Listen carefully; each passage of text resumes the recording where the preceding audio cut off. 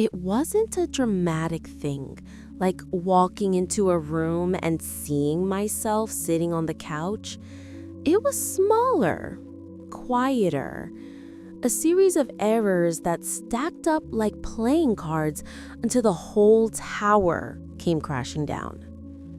It started with the coffee mug. My favorite mug, the one with the chipped handle that says "World's Okayest Brother," was in the dishwasher. Clean.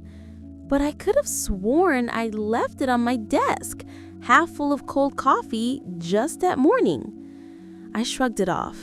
I'd been tired. Then it was my car keys.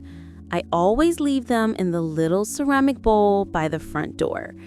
One Tuesday, they were on the hook in the kitchen, the one we never use. Again, a minor thing. Maybe my girlfriend, Sarah, had moved them.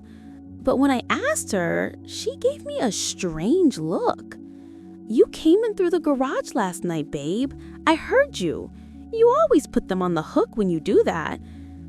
I didn't come in through the garage last night. I had been watching the game at Mike's and came in the front door after midnight. The unease began to curdle in my stomach, a low, constant simmer. I started noticing other things. A book I had been meaning to read was left face down on the armrest, the spine cracked in a way I would never do. The volume on the TV was always 2 notches lower than I preferred. And Sarah started acting strangely. She'd reference conversations we never had. "I'm glad you finally agreed to try that new Thai place," she'd say. Or, "You were right, that documentary was amazing last night." I just stare at her, my blood running cold. "Sarah, I was at Mike's. We watched the game, remember?" She'd get this confused, almost hurt look. "No, you were here. We ordered in and watched that nature documentary on the Amazon. You fell asleep on the couch." We started arguing, small, stupid fights that always circled back to my faulty memory versus her certainty. I felt like I was going insane. The final straw was the shirt. It was a blue plaid shirt, one I hated. I found it in my closet, hanging right beside my favorite jackets. I knew for a fact I donated that shirt to Goodwill 6 months ago.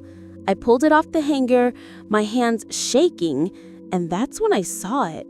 A small, dark stain on the cuff, a stain that hadn't been there before.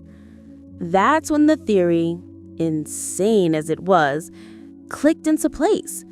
It wasn't that I was forgetting things.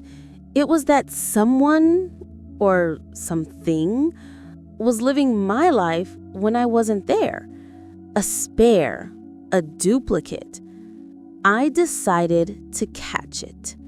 I told Sarah I was going on a weekend fishing trip with the guys. I packed a bag, made a show of leaving, but instead I checked into a motel 2 towns over.